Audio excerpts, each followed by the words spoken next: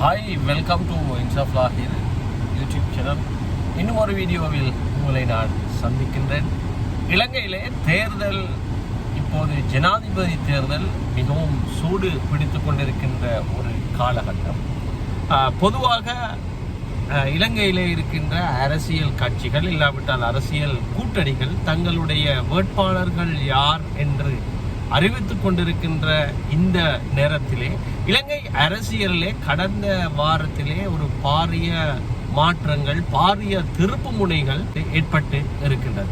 இந்த அடிப்படையிலே ஜனாதிபதி தேர்தல் செப்டம்பர் மாதம் 21 நடைபெறுவதாக கூறி உத்தியோகபூர்வமாக அறிவித்ததை அடுத்து இலங்கையினுடைய தற்போதைய ஜனாதிபதி சுயேட்சை வேட்பாளராக களமிறங்குவதற்குரிய ஆரம்ப கட்ட வேலையை உடனடியாக செய்தார். கிட்டத்தட்ட 1,71,40,354 வாக்காளர்கள் இலங்கையினுடைய இந்த ஜனாதிபதி தேர்தலிலே வாக்களிக்க இருக்கிறார்கள். வரலாறு காணாத ஒரு மிக முக்கியமான, இலங்கை அரசியல் வரலாற்றிலே மிக முக்கியமான ஒரு ஜனாதிபதி தேர்தலாகத்தான் இந்த தேர்தலை எங்களுக்கு குறிப்பிட முடியும். அதாவது நாளுக்கு நாள் ஜனாதிபதி வேட்பாளர்களுடைய எண்ணிக்கை அதிகரித்து வருகின்றது.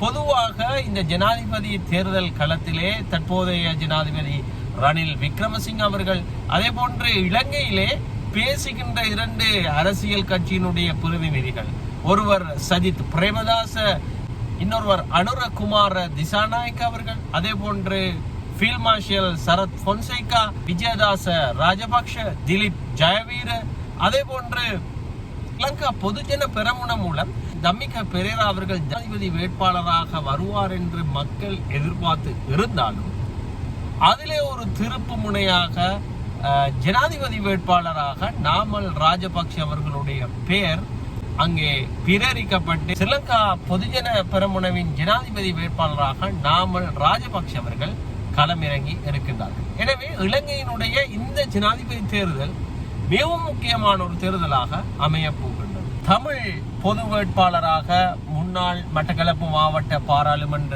உறுப்பினர் பா அரியநேந்திரன் அவர்களுடைய பெயர் கூட அறிவிக்கப்பட்டது. எனவே இந்த ஜனாதிபதி தேர்தல் மிகவும் முக்கியமான ஒரு தேர்தலாக இலங்கையிலே பேசப்படுகின்றது. மக்களும் இந்த தேர்தலை உன்னிப்பாக, இந்த தேர்தல் பிரச்சார பணிகள், இந்த தேர்தலிலே களமிறங்கி இருக்கின்ற பிரதான வேட்பாளர்களுடைய கருத்துக்களை இலங்கையிலே மக்கள் செவிமடுத்துக் கொண்டுதான் இருக்கின்றனர்.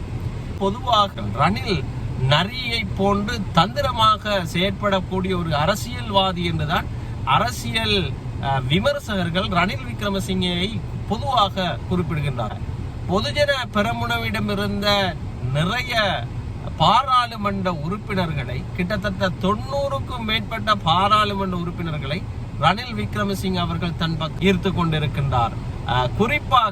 குறிப்பாக மஹிந்த ராஜபக்ஷ அவர்களை தெய்வமாக கருதிய ரத்தரான் ரோஹித் அபேகுணவர்தன களுத்துறை மாவட்ட பாராளுமன்ற உறுப்பினர் கூட இன்று ரணில் பக்கம் சாய்ந்திருக்கின்றார். பிரசன்ன ரணதுங்க, அதே போன்று மஹிந்த ராஜபக்ஷோடு ஒன்றாக இருந்த பவித்ரா வன்னியாரச்சி போன்ற மஹிந்தவோடு இருந்த சகாக்கள் இன்று ரணிலின் பக்கம் தாவி இருக்கின்றார்கள். ரணில் விக்ரமசிங்கவுடன் கரம் பிரித்து அரசியல் மேடைகளிலே ஆதரவினை தெரிவித்து வருகின்றார்கள். இது இவ்வாறு இருக்க ஐக்கிய மக்கள் சக்தியின் கூட்டணி தங்களுடைய உடன்படிக்கையை கைச்சாத்திட்டனர்.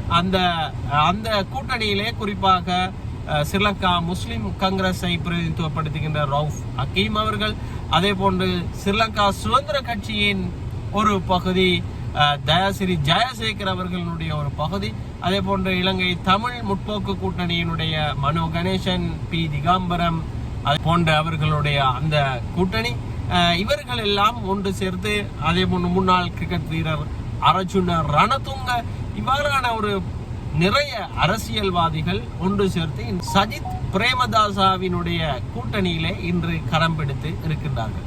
பொதுவாக இலங்கை அரசியலிலே பேசப்படுகின்ற ரிஷாட் பதியுதீன் இன்னும் அவர்களுடைய கட்சியின் நிலைப்பாட்டை கூறவில்லை. பொதுவாக அவர்கள் ஐக்கிய மக்கள் சக்தியோடு இணைந்து அவர்களுடைய பிரசார கூட்டங்களிலே செயற்பட போவதாகவும் 14ஆம் தேதி தான் ரிஷாட் பதியுதீன் அவர்கள் உத்தியோகபூர்வமாக இந்த ஜனாதிபதி தேர்தலிலே தங்களுடைய ஆதரவு யாருக்கு வழங்க போவதாக தெரிவிக்க இருக்கின்றார்.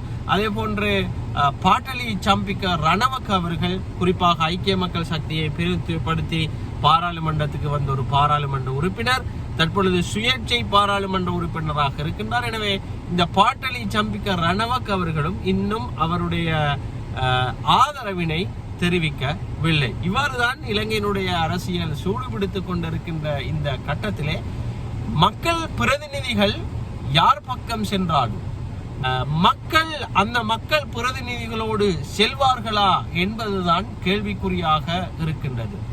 கடந்த காலங்களிலே மக்கள் பிரதிநிதிகள் வேறொரு கட்சிக்கு தாவினால் அவர்களோடு சேர்ந்து ஒரு கூட்டம் செல்வார்கள். ஆனால் இந்த தேர்தலை பொறுத்தவரையிலே இலங்கையிலே ஏற்பட்ட பொருளாதார நெருக்கடி நிலைமை காரணமாக, அதே போன்று அரசியல் ஏற்பட்ட நெருக்கடி நிலைமை காரணமாக பொதுவாக இலங்கை மக்கள் ஒரு மாற்றத்தை எதிர்பார்த்து தான் இந்த முறை வாக்களிப்பதற்கு இருக்கின்றார்கள். எனவே மக்கள் பிரதிநிதிகள் எவர் பக்கம் சாய்ந்தாலும் மக்கள் தங்களுடைய தீர்மானத்திலே உறுதியாக இருப்பார்கள் என்பதுதான் எங்களுக்கு ஆய்வுகள் மூலம் இலங்கையிலே மக்களின் கருத்து கணிப்புகள் மூலம் ஒரு விடயத்தை உன்னிப்பாக குறிப்பிட முடியும்.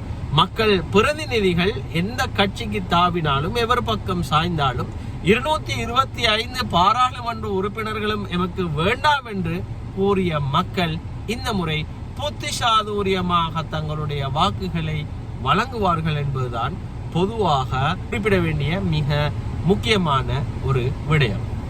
எது எவ்வாறாக இருந்தாலும் ராஜபக்ஷாக்களே இலங்கைக்கு வானம், ராஜபக்ஷாக்கள் தான் இலங்கையை வங்குரோத்து நிலைமைக்கு இட்டு சென்றார்கள். எனவே ராஜபக்ஷாக்களே இலங்கைக்கு வானாம் என்று மக்கள் கூறுகின்ற போது நாமல் ராஜபக்ஷவை பொதுஜன பெரமுன தங்களுடைய ஜனாதிபதி வேட்பாளராக அறிவித்தது ஒரு அரசியல் தந்திரோபாயமாக இருக்கவும் கூடும் என அரசியல் விமர்சகர்கள் தங்களுடைய கருத்துக்களை கூறி வருகின்றார்கள். பொதுவாக இலங்கையிலே பேசுகின்ற ஒரு விடயம்தான் ஜேவிபி அனுரகுமார திசாநாயகனுடைய கூட்டணி. இந்த கூட்டணியில் அரசியல் கட்சிகள் இன்று வரை கைச்சாத்து இடாவிட்டாலும் இலங்கையிலே பிரபலியமான அரசியல் கட்சிகளை சேர்ந்த பிரதிநிதிகள் ஜேவிபியுடன் கைச்சாத்து இடாவிட்டாலும் சில தொழிற்சங்கங்கள் இன்னும் சில சிறிய அரசியல் கட்சிகள் அனுரகுமார திசாநாயகவுக்கு ஆதரவு தெரிவித்து இருக்கின்றார்கள். எனவே இலங்கையினுடைய அரசியல் மிகவும் சூடுபிடித்துக் கொண்டிருக்கின்ற இந்த நேரத்திலே இலங்கையினுடைய 9வது நிறைவேற்று அதிகாரம் கொண்ட ஜனாதிபதி யாராகத்தான் செப்டம்பர் மாதம் 22ஆம் தேதி முடிசூட போகின்றார் என்பதுதான் அனைத்து மக்களுடைய மனதிலும் ஒரு பெரும் கேள்வியாக இருக்கின்றது. இலங்கை அரசியல் இன்னும் சூடுபிடிக்கும் என்பதில் எந்த விதமான சந்தேகமும் இல்லை. இன்னும் காலம் நெருங்க நெருங்க அரசியலிலே பல மாற்றங்கள் ஏற்படலாம் என எதிர்பார்க்கப்படுகின்றது.